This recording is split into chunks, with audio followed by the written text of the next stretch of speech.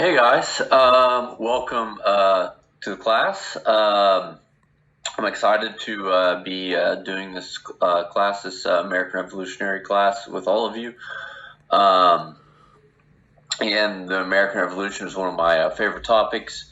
I'm actually a Revolutionary War reenactor. I play more toward the Ohio, since I'm from Ohio, we play more toward the Ohio portion of the war and the Old Northwest, and then kind of more toward the Daniel Boone topics of the war. So anyways, moving on into what this discussion thread about is Christianity, the American Revolution. And I kind of skimmed through all the books, but the one, I didn't really skim through them. Just kind of like researched a little bit on which one would I really like to really get into.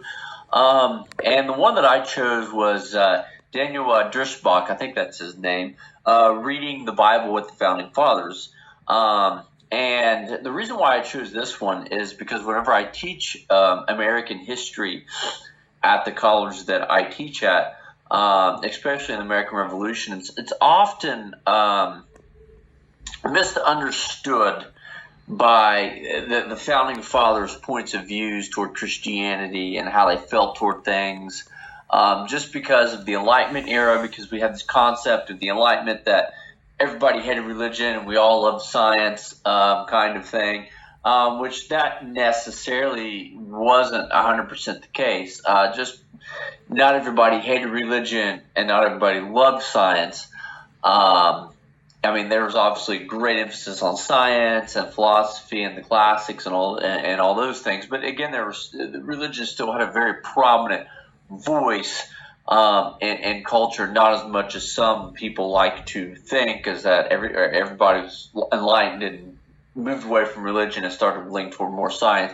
And the whole debate of that your founding fathers were atheists and deists, which, I mean, is kind of a misunderstood topic as well. And that's the reason why I chose this one. And the part that stood out for me was from the first chapter, whenever they're like, well, why then has modern scholarship missed or dismissed the Bible's place in political discourse of the founders?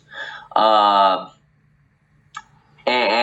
again, he goes on that the account from many historians in the annotation to the Bible's place in the American founding is that the biblical illiteracy, especially the lack of formality with distinct phrases and cadences of the King James Bible may explain the failure for some scholars to recognize Bible language and literature. So again, you also had that ordeal with the King James Bible and the languages that were used. And another thing that I like what he said is that there may be even discomfort with or perhaps the hostility toward explicit religious materials and themes.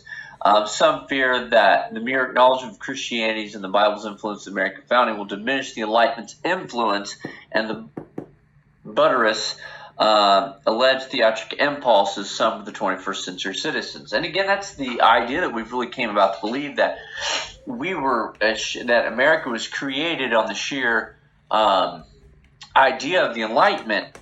And Daniel, in his book, was saying, yeah, we like to believe that, but that's not necessarily the case. And the reason why people don't want to acknowledge the whole Christian impact of it is because it's going to take away from the importance of the Enlightenment.